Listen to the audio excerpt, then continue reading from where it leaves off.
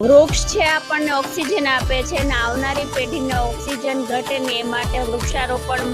આ green army વાળા સતત 365 દિવસ વૃક્ષારોપણ કરે છે અને પોતાનો એક કિંમતી સમય આની પાછળ ફાળવે છે જેથી આપણી આવનારી પેઢીને ઉપયોગી થાય। બરાબર છે। તમે કોઈ શુભ પ્રસંગે મતલબમાં કે કોઈ તમારો બર્થડે હોય કે કોઈ તમારી એનિવર્સરી હોય કે પછી કોઈ પુણ્યતિથિ હોય, તમે કોઈ દાન કરવા માંગતા હો તો ચોક્કસ ને ચોક્કસ ગ્રીન આર્મી સાથે જોડાઓ જેથી